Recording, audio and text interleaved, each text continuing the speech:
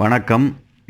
சித்த வைத்திய முறையிலிருந்து இன்றைக்கி பார்க்கக்கூடிய ஒரு எளிய மருத்துவம் தான் கல்யாண முருங்கை அப்படின்னு சொல்லி பார்க்கலாம்.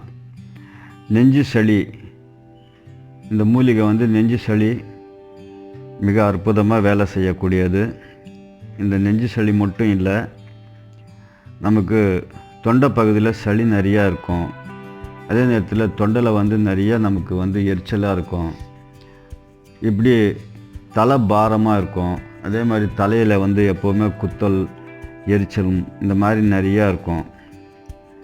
இந்த கீரை என்ன செய்வாங்கன்னா, நம்ம சாதாரணமாக புழுங்கல் அரிசி இருக்குது இல்லைங்களா, அது ஊற வச்சு மாவு ஒரு 4 கரண்டி சேர்த்துங்க. ஒரு கைப்பிடி அளவுக்கு இந்த இலை இருந்தால் போதும். இந்த இலை நல்லா மாவு மாதிரி அரைச்சிக்கிட்டு, உங்களுக்கு எந்த அளவுக்கு காரம் வேணுமோ, மிளகு ஒரு 10 மிளகோ 15 மிளகு போட்டுக்கலாம். அதே போல் மஞ்சள் பொடி நீங்கள் போட்டுறது அந்த அளவு என்ன அளவு வேணுமோ அந்த அளவுக்கு போட்டுங்க. உப்பும் அதே மாதிரி எந்த அளவு போடணுமோ போட்டுங்க.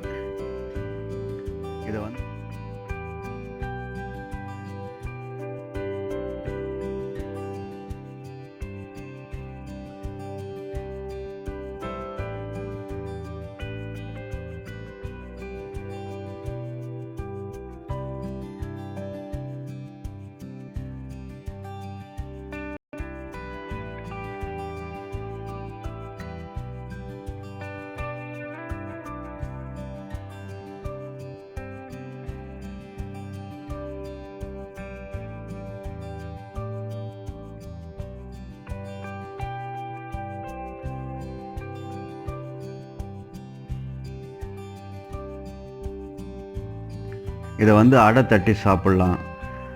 ஒரு சிலருக்கு அடை பிடிக்காது அப்படின்னா தோசை மாவுலேயும் இந்த இலையை ருப்பி தோசை சுட்டு சாப்பிட்லாம். ஆனால் இது சாப்பிட்டா என்னென்னா நமக்கு நன்மை செய்யும் அப்படின்னு பார்க்குறதுக்கு நிறைய நன்மை செய்யும் இந்த கீரை. ஏன்னா இந்த கீரை அந்த அளவுக்கு பெரிய மரம். இது அரச மரத்துக்கு ஒப்பிட்டு சொல்லுவாங்க. அந்த அளவுக்கு பெரிய மரம். இதில் பார்த்திங்கன்னா நல்லா செவேல்னு செவந்த கலராக இருக்கும். நிறத்தில் பூ பூக்கும், குத்தாக அப்படியே தொங்கும். இதில் காயும் பார்த்திங்கன்னா ஒரு ஜானுக்கு காய் வரும். இந்த பள்ளிக்கூடத்துக்கு போகிற பசங்களுக்கு தெரியும், சூடு கொட்டை மரம் அப்படின்னு சொல்லுவாங்க. இது உங்களுக்கு அக்கம் பக்கம் தெரியலன்னா கூட கேட்டு எடுத்துக்கலாம். இந்த கீரை தானே அப்படின்னு கேளுங்க, ஒன்றும் தப்பு இல்லை. அந்த மாதிரி கேட்டு எடுத்து இது நம்ம தோசையோ அடையோ செஞ்சு சாப்பிட்டா வயிற்றில் இருக்கக்கூடிய நீருங்களும் சரி செய்யக்கூடியது. அதே மாதிரி நிறைய நமக்கு அஜீரண கோளாறுங்க இருக்கும், அந்த அஜீரண கோளாறும் சரி செய்யும். நம்மளுக்கு சளி எந்த அளவுக்கு சளி உள்ளேருந்து வெளி ஏறாமல் இருக்கோ அத்தனையும் வெளி தள்ளக்கூடியதான் இந்த கீரையினுடைய குணாதிசயம். இதெல்லாம் அவ்வளோ அற்புதமாக வேலை செய்யக்கூடிய மூலிகை. இந்த மூலிகை பற்றி நம்ம நிறைய சொல்லலாம். ஒரு 4 பிடி கையில் எடுத்துகிட்டு நல்லா தண்ணியில் அலைச்சிட்டு பொரியலாகவும் செஞ்சு நீங்கள் சாப்பிட்லாம்.